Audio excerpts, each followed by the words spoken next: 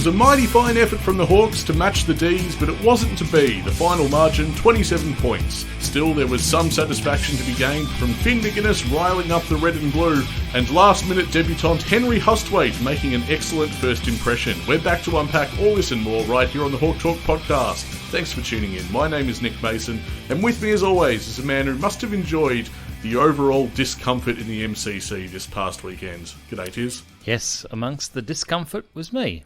Remarkably comfortable. Yep, I thought you might have been, because didn't we play well? 20 minutes before the beginning, I'm thinking, no Jai, Melbourne, going to do a number on us. Well, it's two of our best players out, isn't it? There's no John Newcombe, there's no Mitch Lewis.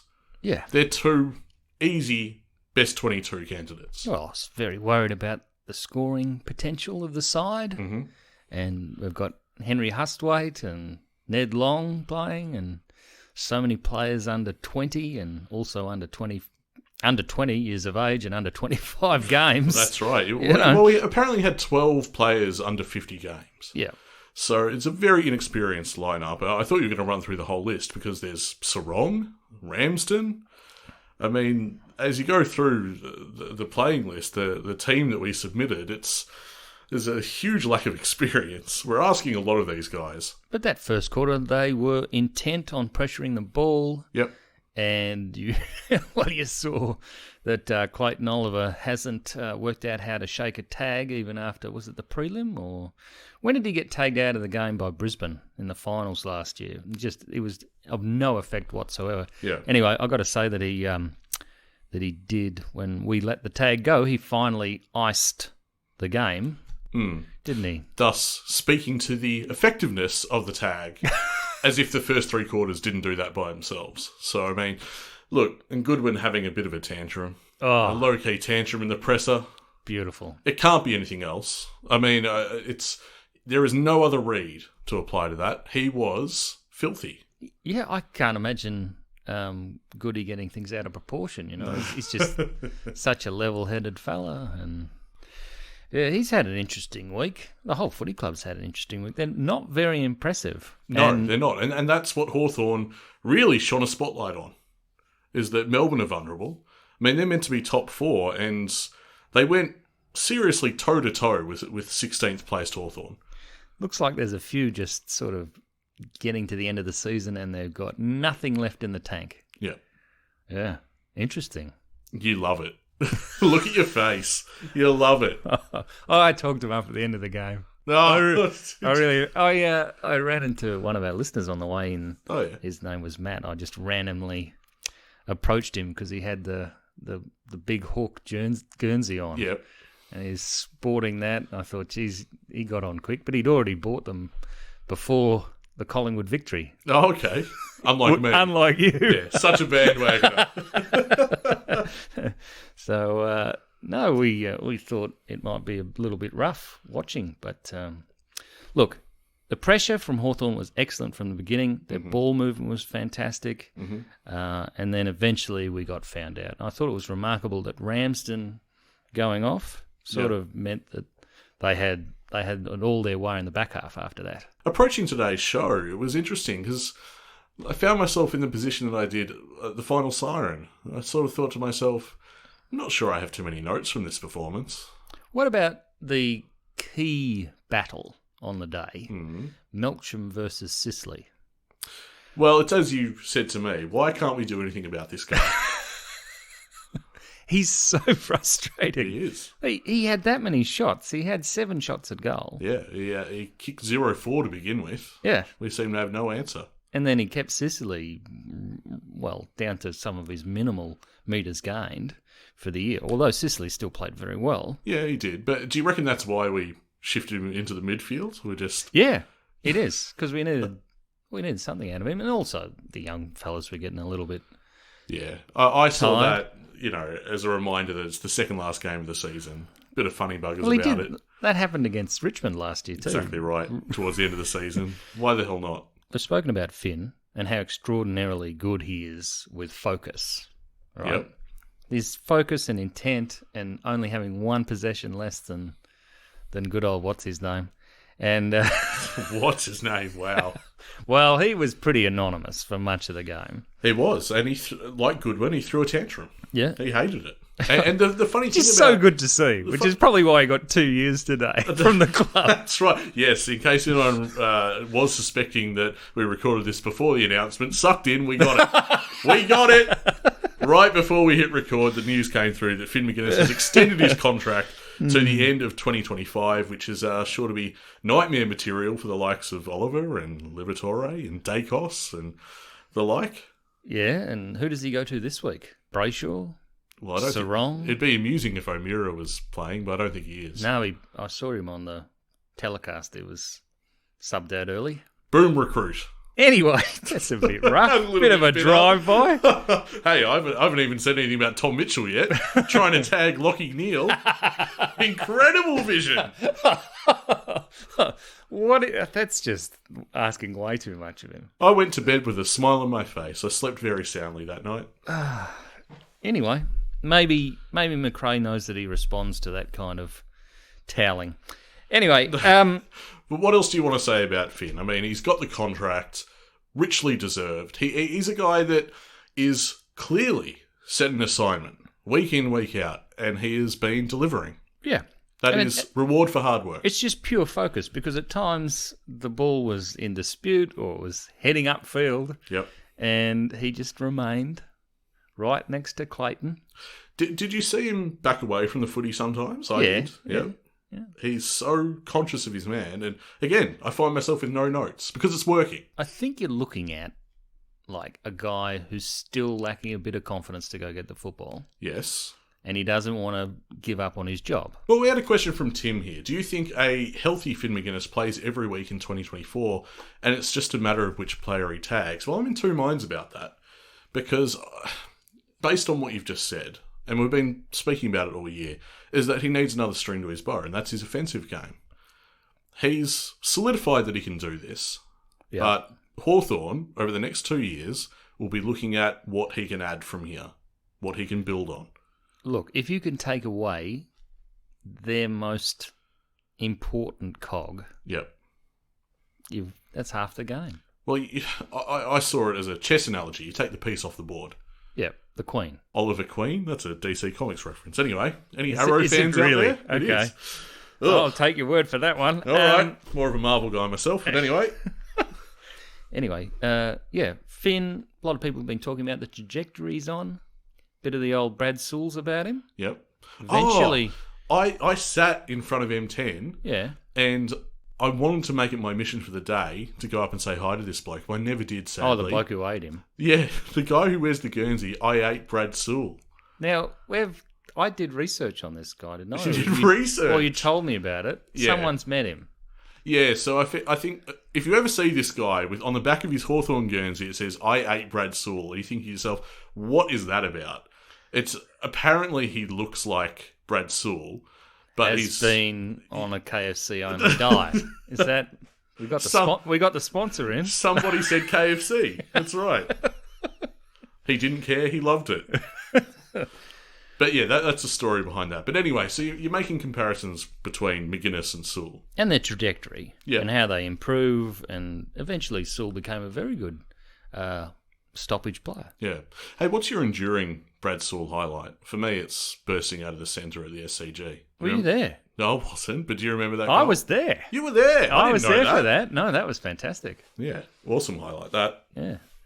Now, look, got to talk about him. Henry Hustwaite. Yes, we do. Henry Hustwaite had no issues with AFL. He got caught once or twice, but in general, he was fast enough. Yeah, he was. Of mind, because he's not a fast player. And then for Bruce to centre it to you, and you've got Petrarca Yeah. breathing down your neck, and he just taps it, takes it, goes back, slots it. Yeah, my dad very specifically instructed me to, hey, we can talk about that pass from Bruce. Yeah. It's pretty good. Well, that's faith, Yeah. right? In a young player. It's my dad's point exactly. Yeah. And also give him an opportunity, you know. Yeah. Whoa. Well, he took that opportunity with both hands. He looked slick. How excited can I get? Oh, look, it's one game, but you would hope that he's picked this week. I see that John Newcomb's a test. Is But- Day good? Day is apparently fine. He's not on the injury list. Okay. But come on, you don't want Hustwaite falling out of the side after one cameo. week. Yeah, well, He's only got one position. I want to see more. Even his, because when he came to the club, we had questions, and we did see it in the VFL that his kicking wasn't very good. Mm-hmm. Much the better, hands, mate. much better now. Yeah, that's true. But yeah, the hands clean as a whistle. I was going to say, can't complain about the kicking too much. He dobbed 2 goals. No, 2 I meant goals passing. I know he did. Yeah, 2 goals on debut, 15 touches. A very satisfying debut from Henry. This question from Finn. Where will Hustwaite fit into our midfield in the next couple of years? He could start in the half-back like Will Day did, but who comes out of the team for him? He seems like a genuine talent we need at the club, but I'm bereft of answers for this one. Love the pod. Well, thank you, Finn. I've got good news. He's 195 centimetres. He's going to push people out of that midfield. Well, your boy Nashi. If Hustwaite puts on a little bit of bulk, Celtic Warrior might have a few worries. Well, good. Celtic Warrior, as it were. Yeah, that's what the team's for. Yeah, that's exactly right. You have to earn your spot. Yeah. Competition is good. Yes. I mean, could he play forward? Does Henry have another string to his bow there? Or Well, I dare say they might entertain that now that he's kicked 2 on debut. look, what did you think of Long? Oh, fine. No clear position, Yeah, no. struggling for I like the endeavour. a clear role. Yeah, I like the competitive spirit. Oh, he always seemed to be chasing someone's backside, didn't he? Yeah. Anyway, he's a bit of a slow developer, is he? He's been consistently in the best at Box Hill. I'd hate for him to fall off the list. Is he in limbo? Ooh, off the top of my head, I thought he got a year. maybe he got a year. I can't remember seeing him on those lists that they love to publish around this time. Yeah. Almost, almost willing them off the list. No, I thought he'd be in the centre and getting contested possessions, but that wasn't his role. Yeah, I really wanted that to happen, and I would love for him to stay in the side this week and for him to be used that way, but I just don't see it happening this year. It was left to Connor Nash and James Warple, who was MVP on the day, if you don't mind. Yeah, didn't use the footy quite as well as previous weeks, but that doesn't matter as much when you're finding the footy as much as Warple did. 30 touches and 15 of those contested, equal with Nashy. Really? Yep, Nash and Warple with 15 contested possessions each. Come on. Start of the year, if I told you that Nash and Warple combined for 30 contested possessions. Yeah, okay, all right. I was wondering, what's he asking here? Because obviously Nash was going to play midfield. Yeah. There was no question of that. Although they have had him on the outer for a few weeks. Yeah, sometimes, much to our detriment, I would say. Nash is right at home doing exactly this. 15 contested possessions from each of them is a fantastic output. Meanwhile, you've got the Ferrari moving smoothly on the outside, Connor Mack. How good is this boy? He's so fun to watch. Like 19 touches, 300 metres gained, disposal efficiency 89. Wow, I didn't have that written down, but 2 goals to go with that too. He's a wonderful talent. Another smooth mover in Carl Amon, 27 touches at 81.5%. I mean, we can bring him up every single week. He's very consistent, consistently proving himself as a major recruit. Huge tick in the box for Hawthorn. And then I thought Ramsden was going to kick his first goal. Just hasn't quite got there yet. Every time he looks like it. Tantalising. I know, he's teasing us. Friend of the show, Max Ramsden, what are you doing? And then I had to check the record to see that DGB hadn't kicked his first goal because the celebrations were enormous. I think the boys know that he loves a goal. That's how it seems. But no, that wasn't his first. I think it was his 4th career goal in the end. But they get round him. So Yeah, he must be well liked. Seems that way, yeah. 3 inside 50s for DGB as well. Yeah, the ability but to move up the ground. Big deal. Like he made Tom McDonald look like a puppy.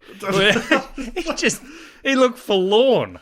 Mate, this is the kind of role that you'd expect Mitch Lewis to be doing. And when Lewis is out of the side, I just thought it was important that DGB was able to go some way to filling that void. His timing was excellent. Mm-hmm. A couple of times his aggro got the better of him. Yeah, well, that's to be expected. Can we just tone that down? You want to tone that down? Yeah, I mean, it's like watching Sicily. No. A couple of years ago. Anyway, very, very encouraging. Yeah, it was. It's an interesting result, really, because it is a loss at the end of the day. But I've got to say, I didn't really feel that bad about it. And I thought that the structure of the forward line held up well with so many blokes out. Do you think Cossie's going to be named as getting a new contract? What's going to happen? There's so many guys who's still waiting. Okay, let me finalise my position on this once and for all, because I've done a to and fro on this all year. Yep. I want Cozzy to remain at Hawthorn.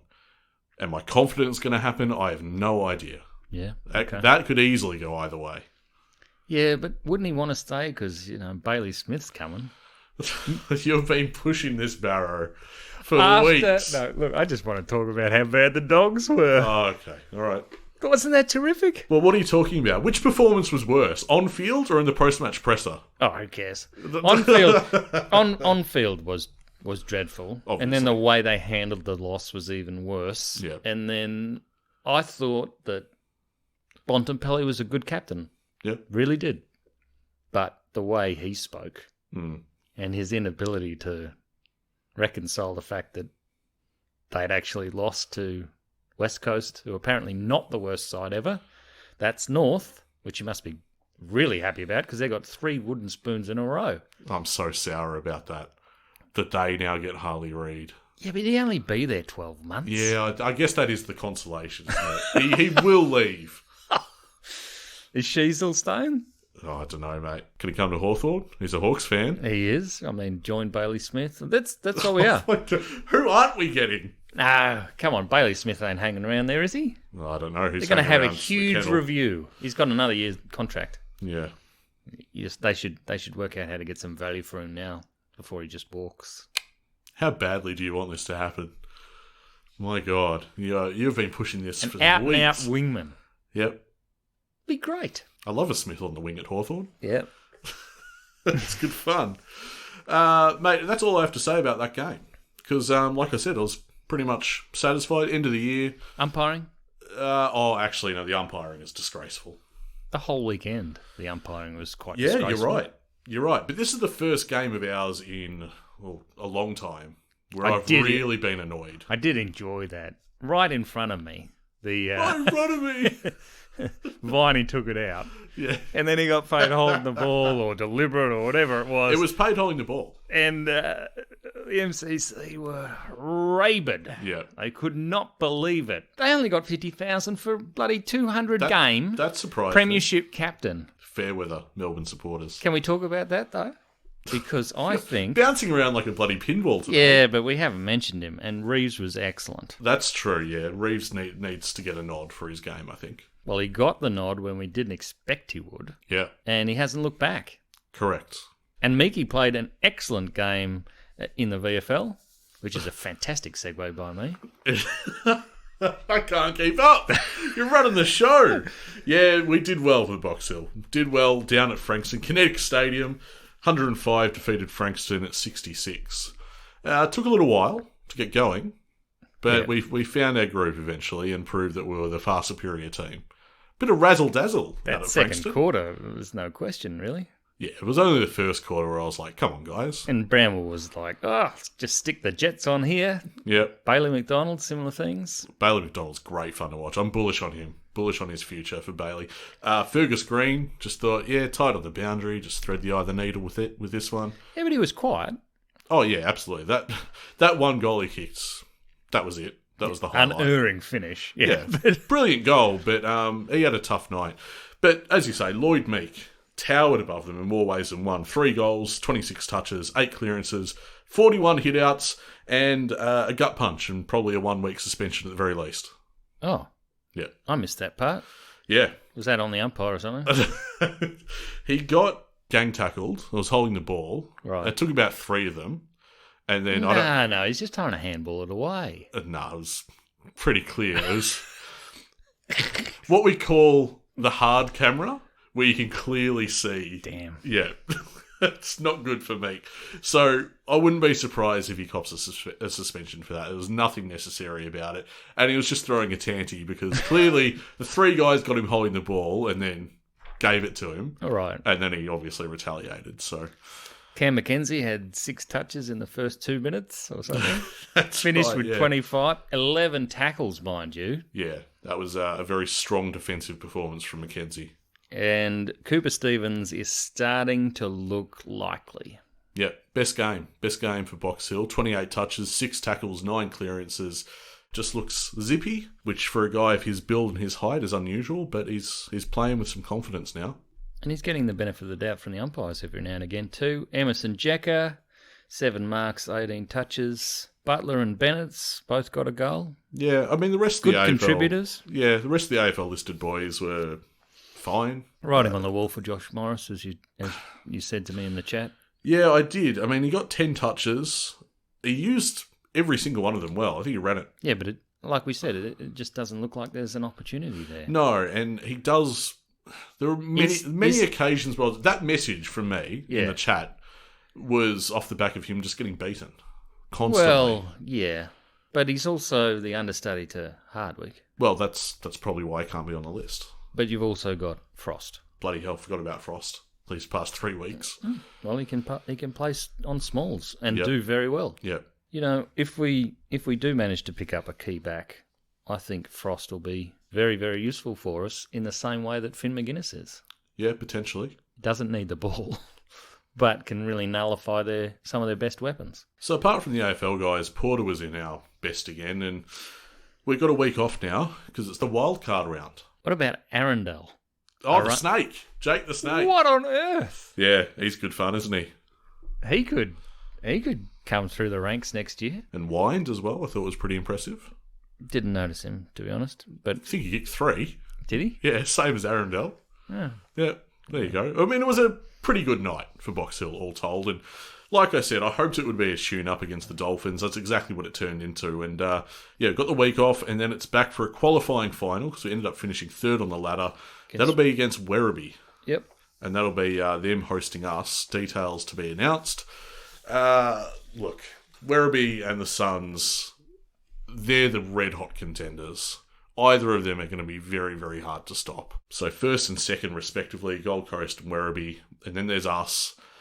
And I'm not taking anything away from Box Hill. I just think the 2 teams above us are very, very good indeed. Yeah, it's a bit concerning, Gold Coast. How come they're so non-competitive in the AFL? Like, who's doing the match I don't know. selection? I do not know. It doesn't make sense. But they've got 80% of their next premiership side, which is 10% less than we have. Yeah, exactly right. So we're ahead of Gold Coast Suns. And that was 12 months ago. Yes. It was odd to hear the words coming out of his mouth, wasn't it? Yeah. Well, I mean, what do you make of that? If you're a Richmond supporter, are you aggrieved by this turn of events? No. I think that burning up the last draft for Taranto and Hopper was because they still had a window. Yeah. They still had the window there. And as soon as the window slammed shut... The slightest hint that it was actually going to take some really hard work. On Hardwick's fingers. Yep. It was like... Nah. So I'm out of here. Yeah. It's all too hard. Only to come back almost immediately. He cited burnout, and he couldn't have been that burned out. Really? Well, he came back to coaching, not just a role, but a coaching role, senior coaching role, almost immediately. I would say that a lot of Richmond fans would be sore about it. And I see their point. No, it's unlike Damien Hardwick to walk away from a long-term relationship like that. Oh, boy. Anyway, move on. Hawthorn versus Fremantle, the final game of our season at the MCG, Saturday, 1:45. Mate, I've resolved to at least attend the second half. Newcomb comes back in. Yeah, Newcomb comes back in, you'd say. He's a test, but he should be fine. I expect a win.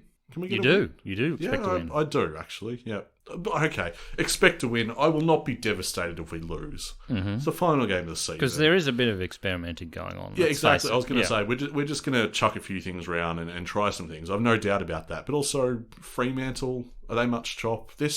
Fremantle have been so hard to guess all year. Just if they're any good.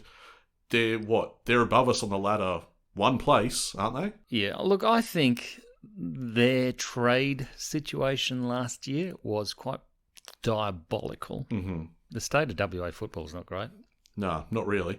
Also, the fact that it's the MCG. When was the last time Freo played at the G, and how'd they go? I can't even think of the last time. Was it Collingwood? Was it Richmond where they kicked the goal after the siren? Was that 4 years ago? When was that? That was ages ago.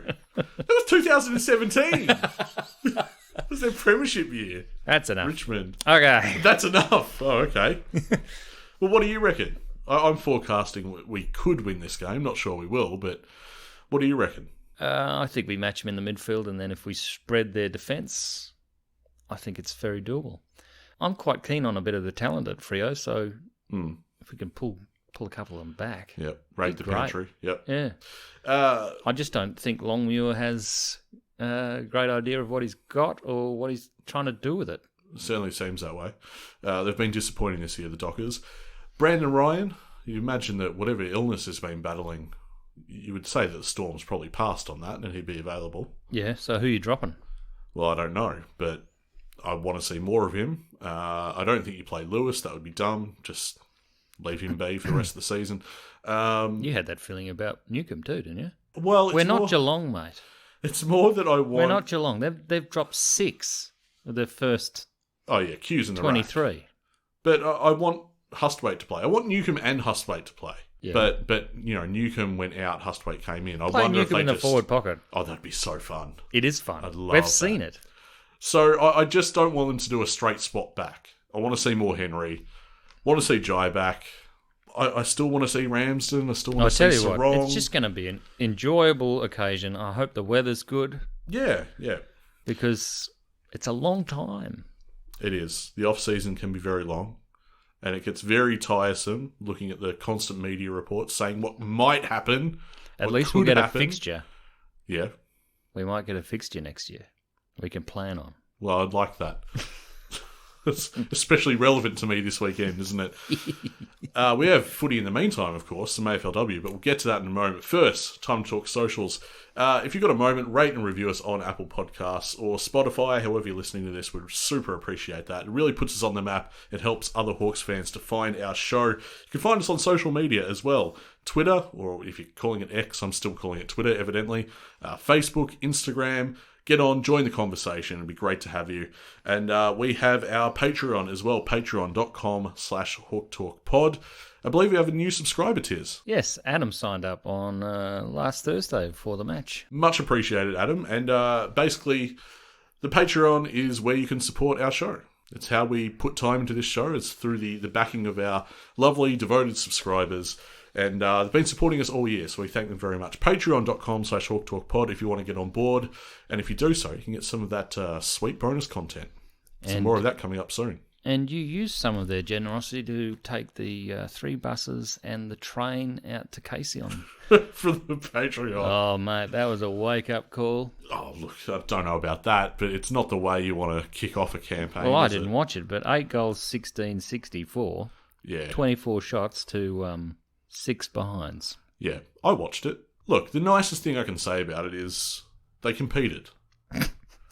That's it. Well, what else can I say? They had some really good defensive moments where clearly they were hanging in there. Are Melbourne that much better? Yes.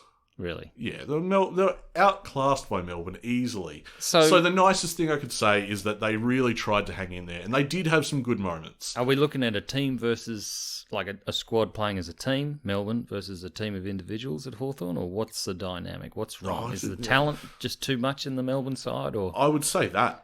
Say that, yeah. And I don't know. It's really hard. It's a practice match against the reigning premier. How much do you read into this stuff? We had a fair few missing as well. Gilroy, Wales, Kemp, Basker and Fleming didn't play out the whole game. Not through injury, by the way. Okay, so it sounds like we had the queue in the rack, really. I don't think we'll bring our absolute best, but, Melbourne looked poised. And the players know it. The AFLW players, so many of them have Melbourne making the grand final again. That was our second practice match of the season. That followed match sim against the Bulldogs, which we covered last week. Which was a much better effort. Well, it was, but I don't really read into either of them too closely. And I wait to see what we can do in, from the time of recording, 11 days' time at Kinetic Stadium against the Bombers, which I'm desperate to win because we need payback. Yeah, they've got a bit of history, those two. Yep. Already. That's right. We'll never forget that night at Marvel Stadium. That was history in the making. Now, got a few questions to finish off in red time items. This one from 5G. We really missed the class of Wingard in our forward line. His last month was excellent in terms of pressure and disposal and creating goals. How do we fill that void? Because it was evident that we lacked polish and footy IQ in the front half. Oh, I think Brockman is clearly the man that fixes that, isn't he? If you don't call this anything else than a work in progress, I'm going to scream. Because I don't know if Brockman's the answer. I'm not sure if any of the guys that we have that could theoretically fill that role, I'm not sure yet if they're the answer. So we've gone from why is Wingard getting a posse That has been the arc this year, yes, I know. to, oh my God, we can't replace him. Because when he's at his best, it's incredible. And none of our young guys yet can touch him. Come on, Butler's pretty good. Oh, it's early days. Early days. Bennett shows something. It's theory rather than practice. It's Yeah, all but- speculative. All right, but Wingard was a top pick, Yeah. and he did some stunning things in his first 2 years. It will need to be a project over the next year, the next season. We really need that kind of player. To the point where I'm not even sure if we don't look at him, look at a player like that in the draft, to be honest. Well, I mean, no. I'm not saying it's our top priority. I still think key defender is. Dersma's the guy. Yeah, right? at this stage, I'd say Everyone's Dersma. saying Dersma, Yeah, but okay. but it really depends on what happens with our pick now. You know, we're going to be pick 5 when all is said and done, not pick 3. Bloody hell. Yep. Can't even tank. This question from Rocky and Ralph. Does Chad get paid the bare minimum? Bit of a slap in the face. I'd say it takes a pay cut. I don't know about bare minimum. Are they even going to offer him a contract? I don't think that's clear. Yeah, no, that's not clear at this stage. A few quick fire ones from Rocky and Ralph. We'll get through them because I think he's got 4 questions here. So should CJ play on a wing next year? I don't know. I want him as a defender taking screaming marks, and I want him to improve that side of his game. And he's got to man his opponent and beat him in the contest. I'm not married to that at the moment. I'm flexible with that. I'm open to what Rocky and Ralph Hopefully are he's suggesting. building a big body Yeah. while he's out on the sidelines. Mm-hmm. How many players are going in for surgery? Not sure. There's my answer to that one. I don't know. And we're unlikely to know, Exactly. judging by how they report these things at the club. Yep. How much do we love DGB? A hell of a lot more than we were. Uh, Are we that fickle a bunch that a player starts kicking goals and we like him all of a sudden? no, I like the personality of DGB, Same. and I like his endeavour and his incredible unwillingness to give up in a contest. But geez, he's frustrated himself and his supporters throughout the year. You know, he's just either trying too hard or, I don't know. It looked like he got into the groove, and then as soon as he was in the groove, he was out of it again on the weekend. So we're looking at inconsistency for a guy that has an enormous amount of talent. Hawk 1-2 had a few questions, but there's one in particular I want to focus on. Do Sammy and Mark McKenzie have a little surprise up their sleeve come trade and draft time? Oh, absolutely. I think as I far hope as... I haven't unboxed it. Although I do. Yes, I do. Yeah. As far as the draft is concerned... Best mullet in the AFL. All right, can we carry on? Yeah. You're carrying on. As far as the draft is concerned, I would say they're still conservative. They don't go for a Hail Mary or anything like that. I don't know. They surprised us last year, and they did excellently with Weddle. That was a surprise, wasn't it? That has absolutely paid off. It's another tick in that box. But no, I suppose what I mean is you would think that they would look at talls. Broadly speaking, look at talls. If you want to go more specific, a tall defender. Yeah. I mean, speaking about tools, Teddy, do you think it's a good idea for the Hawks to go after Brodie Grundy? No, because I think he's 29, isn't he? Okay. Well, how long has he got left in the game? Is he going to be there for our premiership tilt? Or Imagine if he'd come to us instead of Melbourne. Well, that would have changed a lot, actually, I think. So Yeah, we wouldn't have as much money to spend on this trade period. No, we're not getting Brodie Grundy. No, No, we're not. And we don't want him. No, I wouldn't want Brodie Grundy. If he was 25, 26, absolutely, but not now. Jane, is Clarkson's trade record post-2016 the reason I'm now averse to all the trade rumours linked to Hawthorn? Possibly. I empathise with that. Oh, come on. We picked up a Brownlow medalist, Yeah. and we picked up a... Did O'Meara get a Crimmins? I don't think he did. No, I don't think so. No. He used to miss too many games. What I'll say to Jane is I think I'm starting to put all that in the history behind us now because Mitchell, I think, is building a good track record. Harry Morrison? Well, okay. Well, now you bring up examples because the next one you mention will be Mitch Lewis. Well, what did you think of him? What did I think of him on the weekend? Yeah. He had some good moments. Is he part of the tilt? For... Flag. Well, he's there next year. He is. Yeah. So I guess we'll wait and see. This question from Ray is, will McCabe eligible for father-son selection? How high will he go in the draft? Yes, he is. And projected 15 at the moment. But, Yep. So definitely. A couple of awkward performances could drift out to 20. Is he currently injured? I thought I read that he was currently injured. But anyway, he's top 20. So he's a first rounder. And Hawthorn are probably keenly aware of that and will be doing everything they can to shore up picks as currency. Big Lad Hawks has a question about Cultured Deer, son of Paul Deer. Mm-hmm. We could, nominate him as father-son. Could do, yep. He's 194 centimetres, 88 kilo forward, and he's showing something. I've seen him on the socials. He gets a good rap. Looked at some highlights. Are we going to have two father-sons this draft? That'd be interesting. Because I'm fairly set. Well, it's on brand for Sammy. I'm certain that we'll get McCabe. Mm-hmm. So that one you can take to the bank. But it'd be pretty cool if we got Culture as well. Drifting back to Jane, Clarkson didn't really enjoy the father-son stuff, did he? No. So I think you got a much better chance if you're the son of a Hawthorn great getting on the list now. Clarkson. Is this what North had in mind? Sign Clarkson, get the wooden spoon. They're wrapped. I guess they would be. Bloody Harley Reid going to lose a North club like that, 3 number 1 picks in a row. 2 of them are still there. Look, they bathe themselves. They lather themselves up in mediocrity. Less than mediocrity. 2 of them will be there. So you're attending the final game of the season for us? Hawthorn Freo? Definitely. Yep. Yep. You feeling good about it? You seem to be upbeat about the club. Yeah, I'll be going to the MCG in my suit for 2 weeks running. Don't you usually go in the suit? Nah. What do you do for the MCC? You don't have to wear a full suit. No, I know that, but that's just why I pitch it. But if I want to go in the long room bar or something, I've got to wear a tie. The Ned Long Room. The Ned Long Room bar. Yeah, not bad. Thank you and good night. No, seriously, I do have to wrap up. We deserve a win, don't we? We've bucked the narrative that all journos had for us. We were going to be wooden spooners. We'd set ourselves back. Montagna said we'd set ourselves back 10 years. Yeah. Well, he knows about those things too. So. But everyone had us written off that this year was going to be nothing. And that's North Melbourne. Can I leave you with one final disappointment? AFL, okay. AFL 360 last night. I thought, this will be great. Yep. Going to have a look at Robbo sobbing about the Dons. Sobbo. It's Jordan Lewis doing his best analytic accountancy. Just... He's very good, but I did want to see Robbo just sort of, Oh my God. just sort of with a lip wobble, Thirsting for that Schadenfreude. That's what that is. I just wanted to go nuts. So what did you do? Did you do an AFL 180 and walk out the room? This